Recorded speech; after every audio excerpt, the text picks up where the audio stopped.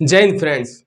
मैं हूं आपका दोस्त प्रदीप रणवा और मैं आज आपके लिए लेकर आया हूं एक नया वीडियो जिसमें हम पढ़ेंगे समिश्र संख्याओं का वर्गमूल कैसे ज्ञात करते हैं, मतलब रूट ऑफ कॉम्प्लेक्स नंबर। तो इससे पहले हमने समिश्र संख्याओं के बारे में बहुत से टॉपिक पढ़ लिए थे, तो इस वीडियो में हम रूट ऑफ कॉम्प्लेक्स नंबर के बारे में थोड़ी बहुत जानकारी लेंगे। तो इसके लिए आइए सबसे पहले शुरुआत करते हैं कि रूट ऑफ समिश्र संख्या क्या होती है। समिश्र संख्या मैंने आपको बता दी थी, एक वास्तविक और काल्पनिक संख्याओं का संयुग्मन को समिश्र संख्या कहते हैं, रियल नंबर और इमेजिनरी नंबर। तो समिश्र संख्याओं को z बराबर x प्लस आयोटा y के फॉर्मेट में लिखते हैं, ये आपको मैंने बता दिया था, ये आपके लिए कोई नई बात है नहीं है। तो इसके बाद रूट ऑफ समिश्र संख्या। तो रूट ऑफ समिश्र संख्या जैसे कि हमने हमारे 11th क्लास में पढ़ा था कि समिश्र संख्याओं का रूट कैसे ज्ञात करते हैं, उसके लिए 11th क्लास में क्या था, फॉर्मूला क्या था, अंडर रूट जेड बराबर समिश्र संख्याओं का root plus minus under root मापांक जेड प्लस एक्स भाग में 2 का अंडर रूट प्लस में आयोटा मापांक जेड माइनस एक्स भाग में 2 का अंडर रूट। यदि वाई 0 से बड़ा हो, वाई मतलब आयोटा के साथ वाली संख्या का चिन्ह पॉजिटिव हो, यदि आयोटा के साथ वाली संख्या का चिन्ह नेगेटिव हो तो मापांक जेड प्लस एक्स भाग में 2 का अंडर रूट माइनस मापांक जेड माइनस एक्स भाग में 2 का अंडर रूट आयोटा, ये अपना होगा। लेकिन अपने क्या है कि अब कंपटीशन लाइन में है, तो कंपटीशन के लिए हम पढ़ रहे हैं, तो ये अपने लिए यूजलेस है, यूजलेस इसका कोई काम में नहीं लेना है, क्योंकि इतने बड़े फॉर्मूले का काम में करेंगे ही क्या हम। तो ये आप भूल जाओ तो भी कोई दिक्कत नहीं है। तो कंपटीशन में अपने को क्या है, आंसर टिक करना है, क्लिक किया और अपना आंसर हो गया। तो इसके लिए रूट ऑफ समिश्र संख्याओं का रूट कैसे ज्ञात करते हैं, इसके लिए 3 फॉर्मूले मैंने बनाए हैं। 3 फॉर्मूले क्या क्या है। सबसे पहले मैं बता दूं कि आयोटा का चिन्ह नहीं बदलता है। आयोटा का चिन्ह कब नहीं बदलता है, यदि अपने को कोई समिश्र संख्या दी गई है, वहां पर आयोटा का चिन्ह है, आयोटा के साथ वाला कंपोनेंट है उसका चिन्ह, यदि प्लस है तो अंडर रूट में भी प्लस होगा, यदि माइनस है तो अंडर रूट में भी माइनस होगा। तो मतलब आयोटा का चिन्ह नहीं बदलेगा, आयोटा का चिन्ह नहीं बदलेगा। ठीक है भाई, आयोटा का चिन्ह यहाँ पर क्या है, पॉजिटिव है। तो इसमें कौन से में पहला रूल फॉलो करते हैं कि आयोटा का चिन्ह नहीं बदलता है। तो इसमें -7 है, इसको जाने दो। आयोटा के साथ में क्या है, 24 चॉइस है, चॉइस प्लस का है माइनस का प्लस का है, तो आयोटा का चिन्ह नहीं बदलेगा। मतलब कौन से भी ऑप्शन में आयोटा का चिन्ह नहीं बदलेगा, मतलब इसका अंडर रूट करने पर भी आयोटा का चिन्ह यहाँ पर प्लस है तो प्लस ही रहेगा, यहाँ पर आयोटा का चिन्ह कौन सा क्या है, माइनस है, तो ये कैंसिल। यहाँ पर आयोटा का चिन्ह क्या है, माइनस है, तो ये कैंसिल।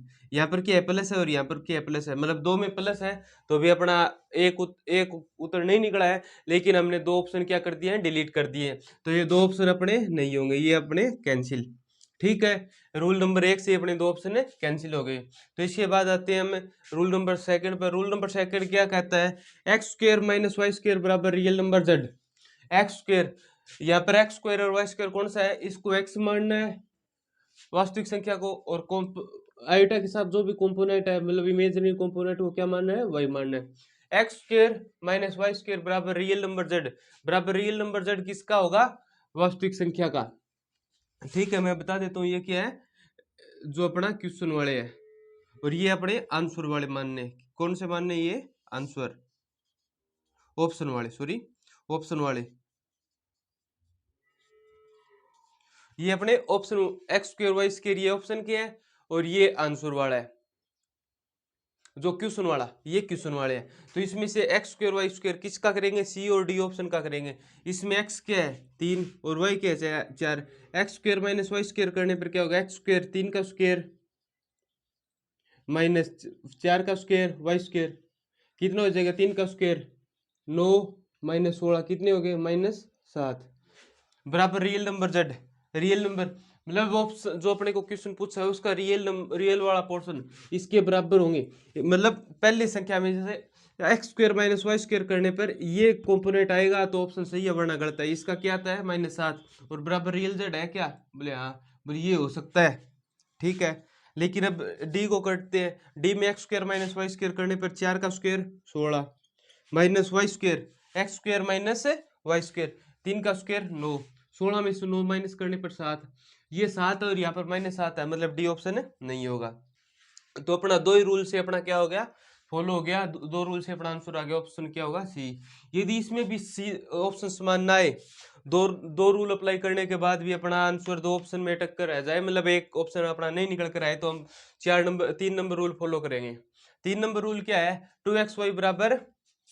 2xy बराबर इमेजिनरी जेड। ठीक है, 2xy बराबर imaginary number Z, 2xy z है। इसमें xy की जगह क्या है, इसको यहाँ से यहाँ पर कर लेते हैं। 2x की जगह क्या है 3, और y की जगह क्या है 4।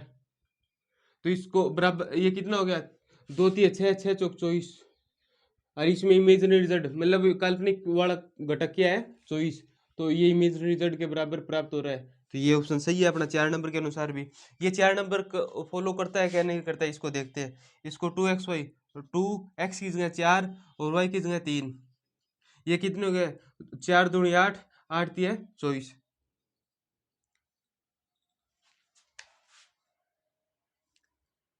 हाँ ये 24, ये भी अपना फॉलो करता है किसको, इसको बराबर इमेजिनरी नंबर जेड। तो ये ऑप्शन कौन सा करेंगे, 3 नंबर ही करेंगे, क्योंकि 3 नंबर ऑप्शन तीनों रूल को फॉलो करता है, लेकिन ये 3 को नहीं करता है। मतलब आपको 4 ऑप्शन दिए जाएंगे, उसमें से तीनों रूल को फॉलो सिर्फ और सिर्फ एक ऑप्शन ही करेगा, और बाकी ऑप्शन है वो किसी न किसी रूल को फॉलो नहीं करेंगे, तो वो नहीं होंगे।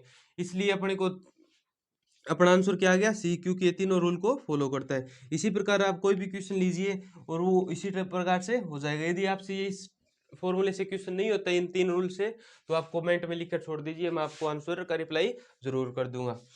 तो इसके बाद ये अपना, इसके साथ में हम कितने भी क्वेश्चन कर ले, लेकिन अपना ये रहना एक कि यही तीनों रूल से सारे सारे क्वेश्चन है, वर्गमूल से संबंधित तीनों तीनों रूल जो ऑप्शन फॉलो करेगा वो ऑप्शन होगा। कोई भी क्वेश्चन उठाइए, किसी भी बुक का उठाइए, ये आपको फॉलो करेंगे। रूट आल्टा का वर्गमूल ज्ञात करने के लिए सर्वप्रथम अपने को रूल फॉलो करने हैं। रूल में क्या है, आल्टा का चिन्ह है नहीं बदलेगा। इसमें क्या है, आल्टा का चिन्ह है पॉजिटिव है, इसमें क्या है नेगेटिव है, तो ये कैंसिल। इसमें आल्टा का चिन्ह प्लस माइनस दोनों दे दिया गया है, मतलब प्लस होता तो अपने को रूल फॉलो एक करता, लेकिन ये माइनस है तो ये कैंसिल। ठीक है, इसमें आयोटा का चिन्ह, इसमें आयोटा का चिन्ह नहीं है, इसमें आयोटा का चिन्ह क्या है प्लस। तो अपने एक रूल से भी अपने तीनों आंसर निकल गए, लेकिन अपने को एक रूल हो गया, तो इससे अपना ऑप्शन भी आ गया। तो इकाई के घनमूल कैसे ज्ञात करते हैं, उसके लिए मैं बता दूं कि इकाई z बराबर है को इकाई मान लेते हैं, तो इसके दोनों तरफ है क्यूब कर देंगे। दोनों तरफ क्यूब करने पर z क्यूब बराबर 1 की क्यूब, 1 की क्यूब क्या होती है 1 ही होती है, 1 इधर ले जाएंगे, z cube minus 1 cube, a cube minus b cube का फॉर्मूला अप्लाई करने पर a minus b bracket a square plus a b plus b square. ठीक है, a माइनस बी ये अलग हो जाएगा, बराबर 0 है। यदि z माइनस 1 के बराबर 0 होगा, तो z की वैल्यू कितनी आ जाएगी 1, या फिर इसके बराबर 0 हो गया, इसके बराबर 0 होगा, दो संख्या गुणा में और उसके बराबर 0, तो मान सकते हैं कि उनमें से एक संख्या 0 के इक्वल है, तभी 0 हो सकता है। यदि इसके बराबर 0 माने तो z square plus z plus 1। आप ध्यान से देखें तो ये क्या बन गई, द्विघात समीकरण बन गई। द्विघात समीकरण को आप सोल्व कर सकते हैं, फॉर्मूला क्या होता है minus b plus minus under root b square minus 4ac भाग में 2a। ये आपने विभक्ति कर सूत्र 10th क्लास में पढ़ा होगा। ये सूत्र लगाकर हम इससे सोल्व करते हैं, तो z की वैल्यू आती है -1 प्लस माइनस अंडर रूट -3 भाग में 2। माइनस अंडर रूट के अंदर -3 है, तो उसको क्या लिख सकते हैं √3 इंटू में आयोटा, क्योंकि -√3 को बराबर क्या लिख सकते हैं -1 अंडर रूट इंटू में √3 लिख सकते हैं। -1 की घात अंडर रूट है 1/2 है, तो इसको ये क्या है आयटा के बराबर है, तो अंडर रूट 3 है आयटा, ये अपना हो जाएगा।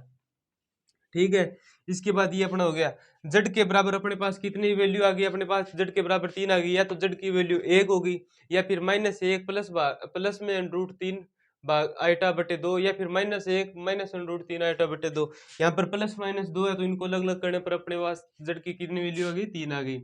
इसको हम नाम दे देते हैं ओमेगा, और इसको नाम दे देते हैं ओमेगा स्क्वायर।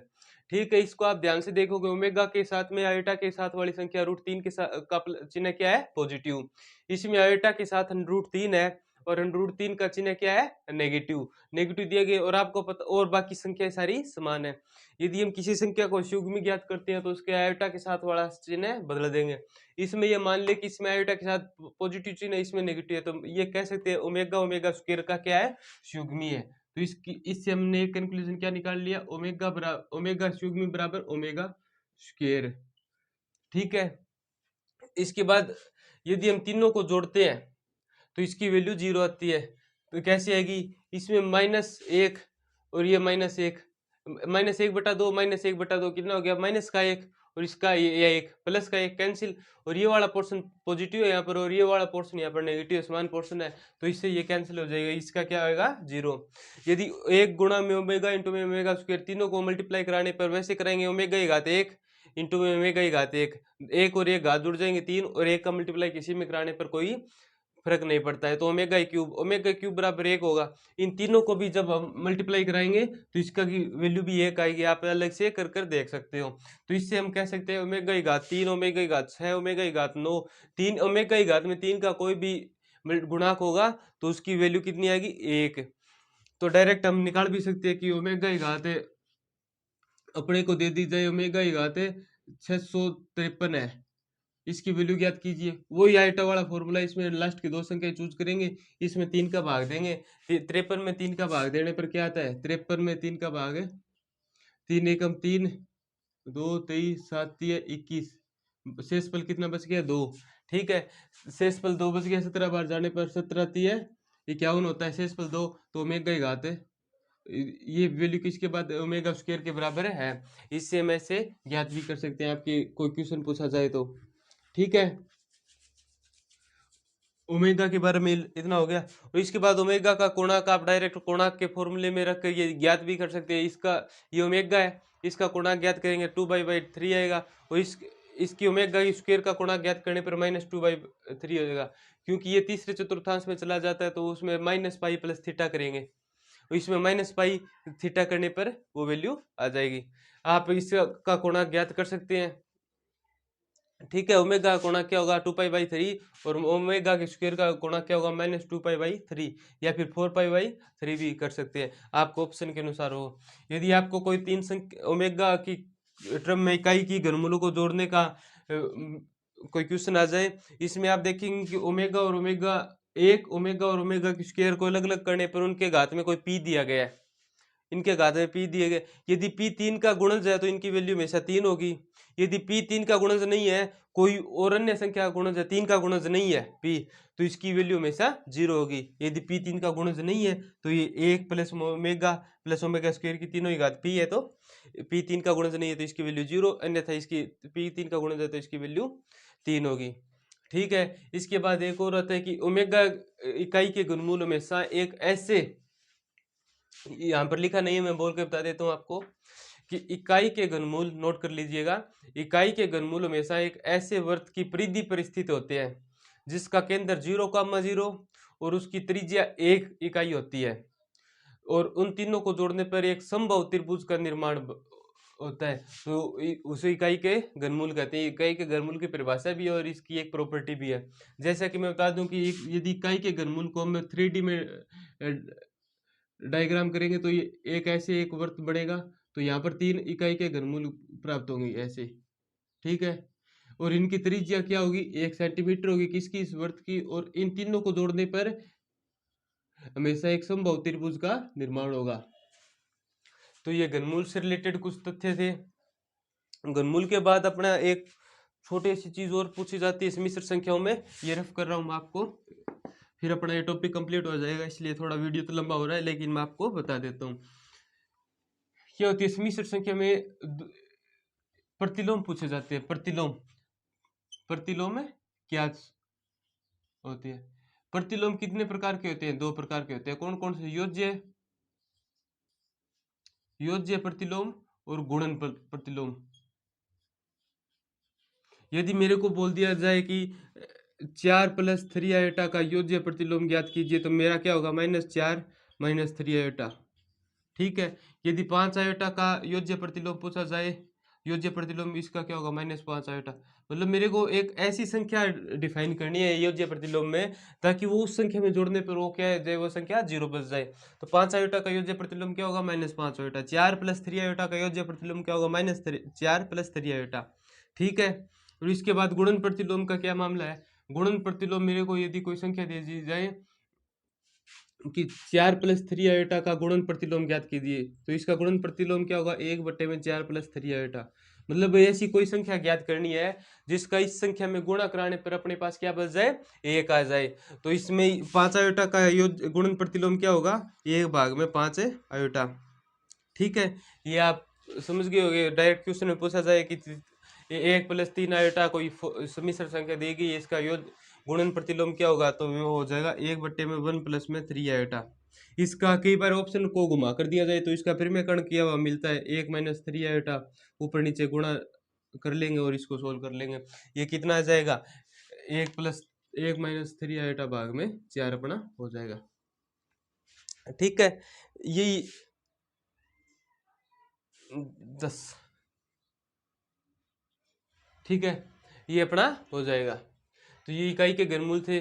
जैसा कि मैंने आपको लगभग छोटे छोटे वीडियो में से कवर कर मैंने आपको सम्मिश्र संख्या कॉम्प्लेक्स नंबर का पूरा टॉपिक पढ़ा दिया है। यदि आपको अच्छा लगा हो तो कृपया इन वीडियो को शेयर करना न भूलें और चैनल को सब्सक्राइब जरूर कीजिएगा। धन्यवाद। जय हिंद।